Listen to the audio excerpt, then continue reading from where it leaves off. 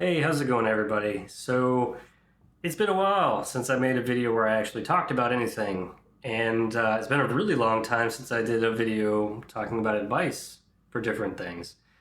What better thing to give advice on than things that I've been going through over the past several months myself? Now, this video isn't about me, and I'm not trying to make it about me. If you're interested in what my situation was, you can watch my previous video on what's been going on with me. I'll put it somewhere, anywhere, I don't know, or I'll link it in the description also. But yeah, it's been a rough time, and I've had to deal with things, and I found a lot of ways to really kind of get over things, and I wanted to share those. And if you're here watching this, there's a chance, probably a good chance, that you're going through similar things, the same thing, um, or just not in a very good place. So, the first thing I want to get out of the way, that is the most important thing, is really if you are feeling like you don't want to be anymore, if you're feeling like you want to do something to yourself, I don't want to use certain words because of algorithms, but if you're feeling that way at all, stop watching this video. Go talk to, at the very least, talk to a friend that you really trust. Family, a number one is family. Or, you know, if you have someone in your faith that you can talk to, priest, rabbi, imam, whatever faith you're in, talk to those people and get their guidance. And if you really are in that mood that you need to do something, if you are really like on the verge, if you've had ideas and plans, 100% talk to a professional, get help. There are people willing to help you. There's numbers you can call. Sorry, I don't know what they are off the top of my head, and maybe like 611 or 911 at the worst. Like, you can call them and they can direct you. But you need to get professional help if you're in that mindset, because it's not a good place to be. What you're experiencing is temporary. I can absolutely promise you that. It is temporary. It will pass. I know it's hard, and people will tell you, hey, it's going to take time. And if you're like me, you don't have a lot of patience. Patience is not my strong suit. I'm probably one of the most impatient people you'll ever meet. I always want to get to the answer, and I super analyze and overanalyze, and I cannot stop thinking. So if you're anything like me, these things will help you, even if you're not as worried as I am. These things will help you even better then. So I've gone to counseling one-on-one to talk to people and get some help as well. I haven't felt like I wanted to, end myself or anything, but I understand that feeling. I've talked to a lot of people, and I've been that rock for a lot of people. So for any of you, I care. Feel free to put a comment and I will answer it. Trust me. If anything, find me on Discord, on Twitter, Twitch, or sorry, X now. Message me anywhere. If you really need help and you don't have anybody, even if you do have somebody and you still want to talk to me about it, I'm open. Trust me. I'm here for you. Because people care, and I care. Really, I do. So let's get to the important tips here and tricks. So you may notice that I look a bit thinner. I look a bit in better shape. I got my arms getting a little bit bigger, maybe. Yeah, been hitting the weights. So the number one thing you need to do to help you get over things, to help you cope with things, is self-care. If you don't know what self-care is, it's basically three things. There could be more than three, but the three things that are most important are, number one, exercise. Okay? Exercise will help you, it will do a lot of things for you. It's going to help you feel better just in general, because when you exercise, your brain starts to create dopamine, which dopamine makes you feel good. It's a chemical in your brain that's very helpful for that. And if you exercise, you'll feel better. You just will. I went off and got a gym membership, a cheap one, to a local Anytime Fitness that was 24 hours a day. And it was fantastic to just get out there, jump on a treadmill or stair climber, rowing machine, elliptical, whatever they have. Jump on, get some kind of cardio going to start off with. That's great. You can start a fitness program of some kind. I started with the app that Anytime Fitness has, but you can make up your own, which is what I ended up doing. I'm a big fan of the bench press now. Free weights, bench press, and then do some cardio at the end. You'll feel great. A better option, if you can, is get yourself into a sports league of some kind that's like local, if you can, for like adults, or if you're younger. Doing stuff like that is going to help you out tremendously, because it does so much for you other than just create the dopamine. Number one, like, you're going to make yourself feel better just from that, but you'll also start to look better. You'll start to lose weight. You'll keep yourself in shape. And you're going to tire yourself out, which is very good and leads right into the next tip, which is get sleep. That's the other part of self-care. It's the second one. You want to get proper sleep. It's hard. I know, it's so freaking hard to sleep. When I found out about my ex cheating on me, I was absolutely destroyed. My whole world crumbled. It was terrible, and I was alone, and I felt horrible about things. I couldn't stop thinking, I thinking about who that was, why she did it, all the stuff that I did that meant nothing, like all these negative thoughts, and you have to stop with that stuff. And we'll come back to those thoughts in a minute, but you gotta stop thinking about that stuff, and being able to get good sleep is so important, because when you're feeling horrible, you can go to sleep and you'll wake up and you'll feel a little bit better for at least a little bit of time. Just for that short time when you wake up, you'll feel a little bit better. You'll have forgotten about things a bit. And over time, you start to sleep and you start to forget more, and you start to get into that acceptance part of things. Getting the exercise will help you get to that sleep, which is very key. And then the third part of all of this is proper diet. A lot of times when you're really stressed or upset, anxious, sad, depressed, whatever, angry, eating, you're going to do one of two things. You're going to overeat or you're going to undereat. If you're overeating, it's not as bad as undereating, but it's still bad. Undereating, you really have to pay attention to that, because you need calories to continue. You need calories to live. You want to make sure you're eating good things, you're eating good foods, and you're not eating too much or too little. If you get to a point where you're not eating at all, like you go a day and you're like, man, I haven't eaten anything today. I got there very quickly. I lost about 20 pounds in the first month.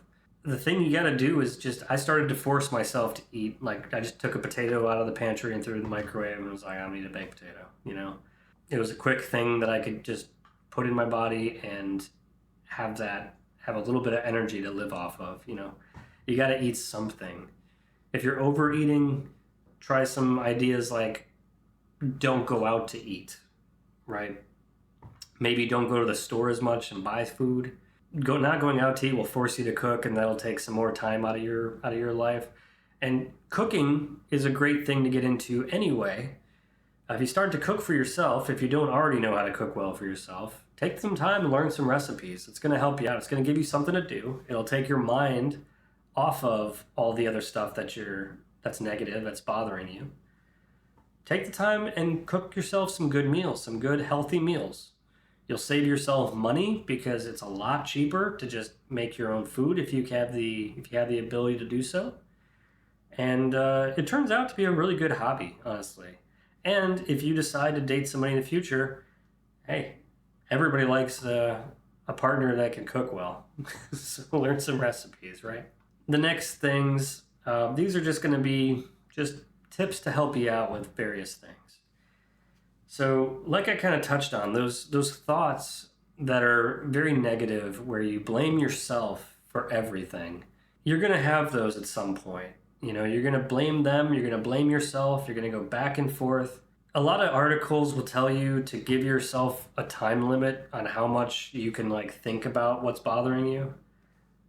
That's really hard to do. It's really hard to just stop what you're doing, what you're thinking about. It's really hard to say, oh, I'm just going to give myself 30 minutes to think about this. It's hard to do that. But if you do, if you actually try it, like let's say, start off, give yourself an hour.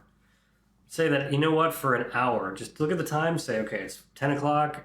I'm going to give myself an hour and I'm going to do nothing but think about all these things. You're going to find that you can't focus on it that long, probably. You're probably going to have a hard time doing it. You're going to get tired of it. So maybe give yourself like an hour. Maybe start shorting that down to like, okay, maybe I only need like a half an hour to think about it. Try to get into a habit where that's all you're only giving yourself, between this time and this time to think about it. The next thing is talk to people. I was absolutely blown away by how much people cared. Really, I did not expect it. I posted in my Discord to my World of Warcraft guild about kind of what was going on, and not the full story, but just the gist of it.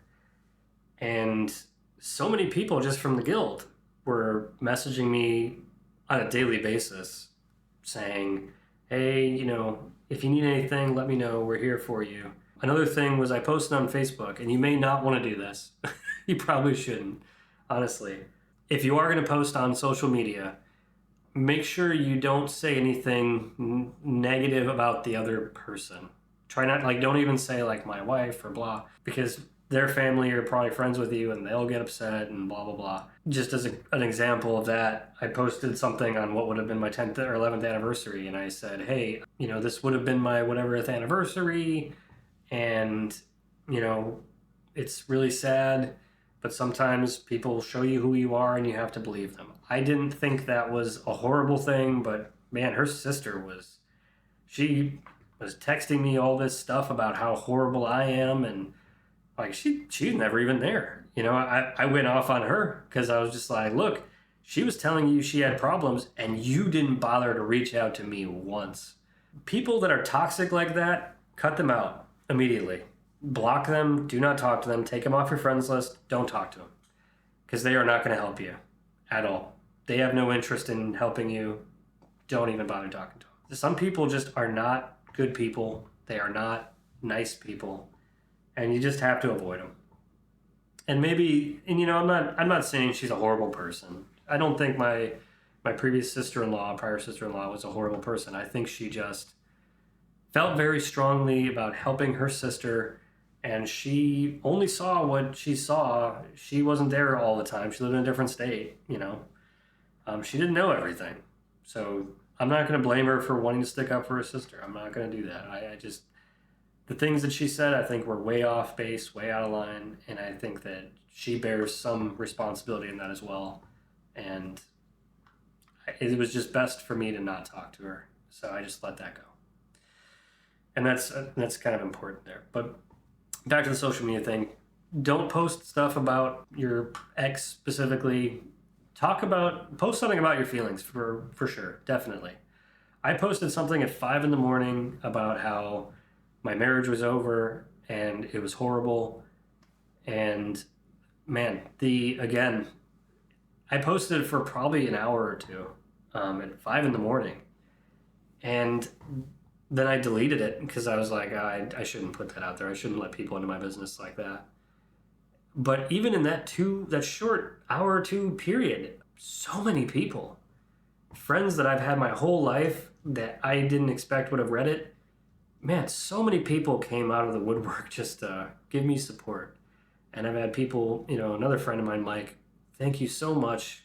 You've been such a important help, and I couldn't have carried on without you, man. I really love you too, and I can't thank you enough for being there for me, man. You'll find those people. Believe me, you will find people like that you don't even realize that you've helped and you've been there for, and they will be there for you. So post that stuff on Facebook, post how you're feeling, let that out into the world. It helps to get it out there too. It helps to write that stuff out and to get that feeling out of your chest. Because, I mean, it feels like a hole. It does. For a long time, that's how it felt, like just this pit in my heart. And it just felt like it was never going to go away. But it did over time. It did. It took a long time, but it did. It took many months. And it would go away, it would come back. I can't say for sure that it'll never, you'll never feel sad about things. Divorce sucks. It does. You'll get over it. You'll learn to cope with it, and it won't be that bad. Next tip I have for you, some people might not like, but hey, everybody's different. I was not always a very religious person. And I'm not going to say follow a specific religion. I'm not going to do that. I will say that having some religious beliefs, going to church or temple, whatever, even just praying on your own, it helps. It helps a lot. If you take some time to get back into a faith that maybe you had when you were young, that's kind of how I was. I was raised Catholic. I never really got that far into it. I never was a very devout Catholic. I didn't even really say it was my religious preference. After everything started to happen, I started to go back to church, and it was crazy how many things, how many sermons, how many homilies that were done that they just really felt like they applied to my life and to my situation. It's helpful to get into that and to get into those communities as well, because a lot of religions are the same. I mean, if you're one of the big three, Catholic or Christian, Judaism, or Muslim, you have the same 10 Commandments. I think Muslim does. Those are good rules for life. They are. They really are. If everybody followed those, I think we'd be a lot better off. I mean, the end goal is treat people like you want to be treated. You wouldn't want them to do that to you, so don't do that to other people. I think that's a really important thing to do, is to spend some time reconnecting with your faith. It will help you out tremendously. It helped me out tremendously, for sure. Rediscover hobbies that you've had. When I first got married, when I first started dating my ex, I was really big into woodworking. I was really big into doing projects around the house. But over time, with our kids, it became difficult to do those projects. I found I have a lot more free time, a lot more time by myself. And I took that time to start getting back into that. Started off with some of the projects that I did when I first started, like make a new cutting board. It's a good thing to do. It's a good thing to have some nice hobbies that you can do that can take your mind off of the things that are bothering you. Aside from only giving yourself so long to think about them, you're still probably going to think about them throughout the day. But if you keep yourself busy and you find positive things to do, help things to keep yourself from being idle all the time, that's going to help a lot. So try to rediscover those hobbies. It's going to help you remember who you were. Because remember, you weren't always single. And I'm specifically not saying the word alone. A lot of the times you're going to say that I'm alone. Yeah, I'm lonely. Okay, you could be lonely. I mean, those are horrible. Those are horrible ways to think about it. I mean, you're not alone. There's always somebody around. There's always someone you can find to talk to. You're lonely, yeah, but it's being single. You've been single before. Everyone has been single at some point in their life. For a long period of life, probably they were single. I mean, we've all had to grow up. We were all kids at one point. You weren't dating somebody when you were 3, Probably weren't dating somebody for a long time in your life. It's time to stop depending on that kind of relationship. Relationships are great. It's great to have somebody to depend on, somebody that you can work together with and weather the storms of life with. It's a really good thing to have. I think a lot of, especially women these days, think that it's better to be alone and like, oh, I can be in my 50s and single and I'll be perfectly happy. Like, oh, I'll be happy to die alone, blah, blah, blah. Like, not really. I don't think that's really the case. They could say that they're happy all day, but they're not going to be and they might be happy, but I think they would have been a lot happier if they met the right person and they stuck it out with them. That's what I think. Before I was married, when I was single, the amount to which I could be happy and the amount to which I could be sad was kind of like a set level between maybe like a plus and minus 5. Like I could be +5 really happy or -5 really sad. Once I got married, that expanded to maybe like a +7, +8, or a -8, -8, +8. Like I could go between eights now. Like I could be so much happier, but at the same time, I could be so much sadder. The worst thing that could ever happen would be, my spouse dying. That would have been horrible. That would have made me go to that -8 quickly. Maybe even worse than that.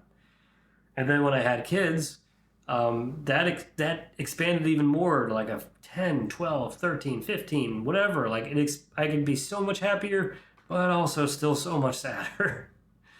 All those emotions increased in just the intensity that I could feel them. Getting back to single means that you're kind of going back to that narrower scope. You're not going to get to that higher level of happiness that you had. But unfortunately, you still can get to that sadder area. And you got to just kind of start to adjust your expectations back in to, yep, I'm only going to be this happy or this sad at this point. And that's just kind of the way it is. You gotta deal with that and reset that. Is that going to be forever? No. You can find somebody else. But that's why I say, like, people that stay single, they might be happy. They might be on that +5 more often than not, but they're not going to get to that +10. They're never going to experience that. That +10 is so much better than that -10. I can tell you. Because short of your spouse dying, your significant other dying, you're not going to get that negative. You're going to be sad sometimes, yeah. You might get to that +7 or -7, but you're not going to get to that +10 that often. You will get to that +10 far more often than you're going to get to that -7, -10, whatever. More often than not, you're going to be happier. That's just kind of the way it is.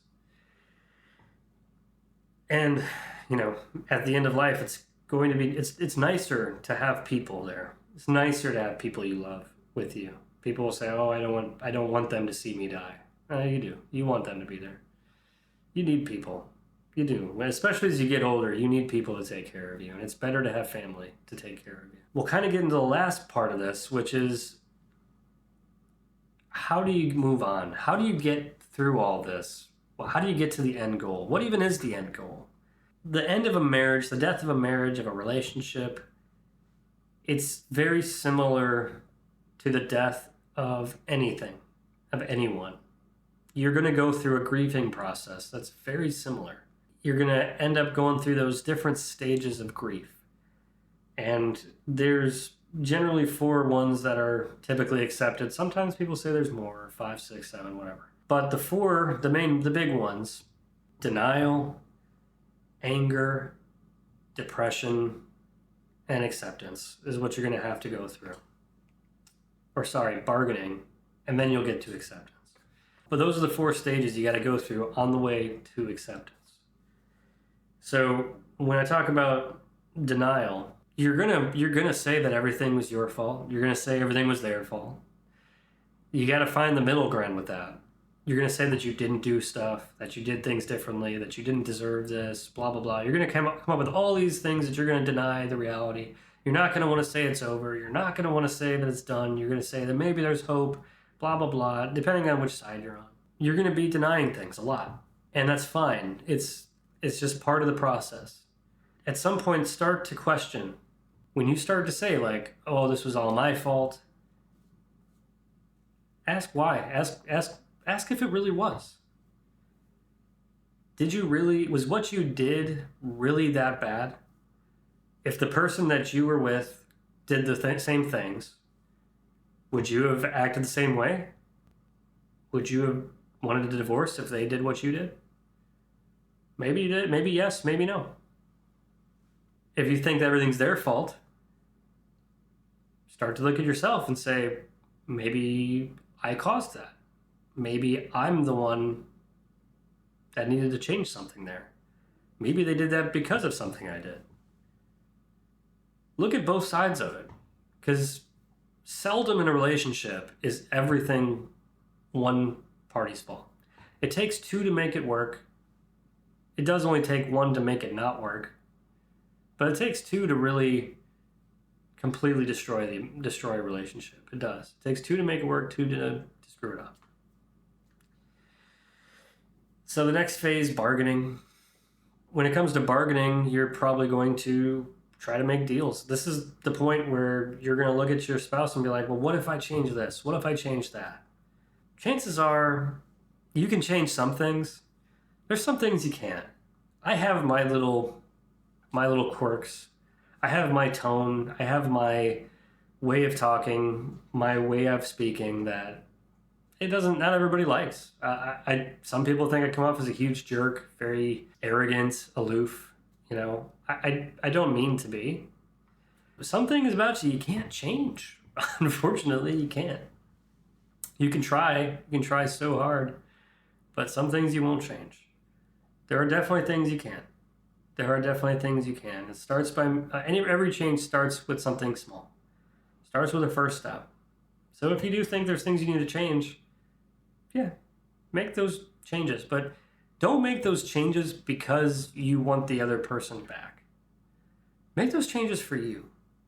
If you didn't exercise often, make that change for yourself. That's benefiting you. Do that for you. If you had a problem with communicating and you didn't communicate like me, you didn't communicate your feelings very well. You didn't always tell the other person hey, you look good today. Make that change for you. Make that change because you understand that, most people want good communication. Every relationship needs good communication. Make that change because you want your next relationship to be better. Don't make it because you want the old relationship back. If things are going to work out, they will on their own. But don't try to force it by bargaining and doing whatever, because you'll just end up in the same spot. The next thing is anger. This is the worst place to be, honestly. The things you say when you're angry are going to feed into the next phase and make that so much harder. If you're angry, turn your phone off. If you're angry, go somewhere else. If you're just don't talk to the other person. If you're angry, don't. It's not going to help you. It's not going to help them. It's not going to hurt them, probably. They'll probably just get angry too. And you'll just be yelling. Who cares? It's not going to do anything good. It's not going to lead you anywhere good. Anger is only going to lead to suffering, as Yoda might say. So you just have to learn to let the anger go. You can be angry. You can be super angry, so hot, so mad. Don't take it out on the other person. Don't take it out on yourself either. Don't take it out on anybody. Find something constructive to do with that anger. You have to, because it's not going to help you at all. And that's probably the biggest advice I can give you on that is just take your anger and find something that you can put it into that is not another person or being.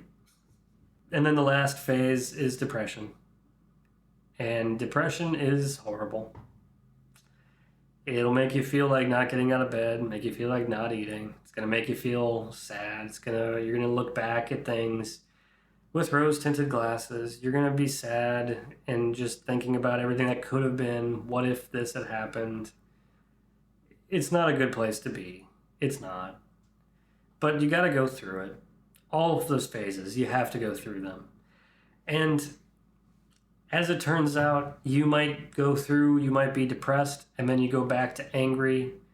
You might be sad, and then go back to bargaining. You might be in denial, and then go straight to depression.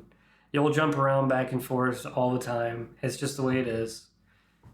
There's not really a set order you have to do those processes in through that grieving, but you will do all of them.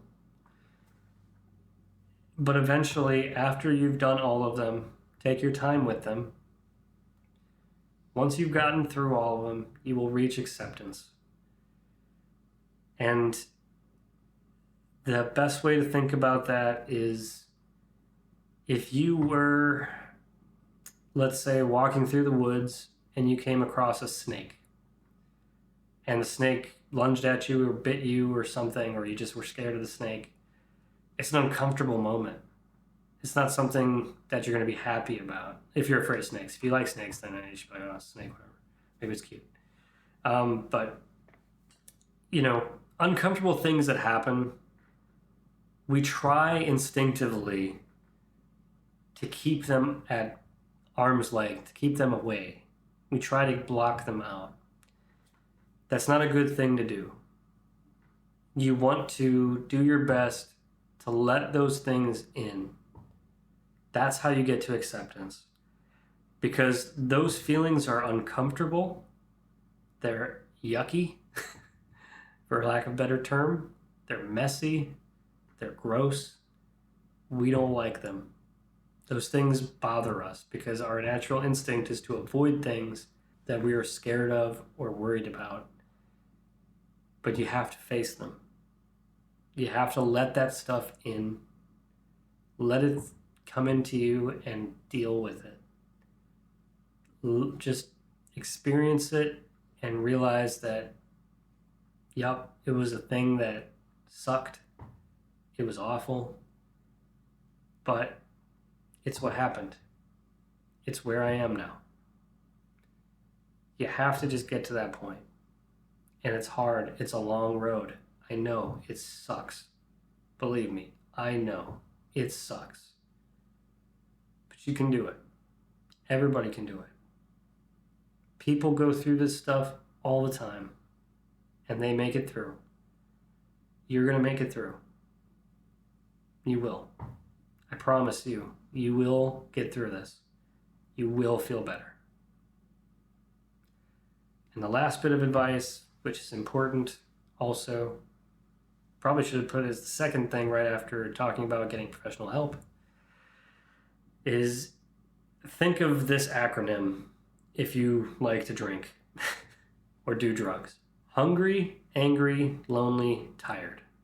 HALT.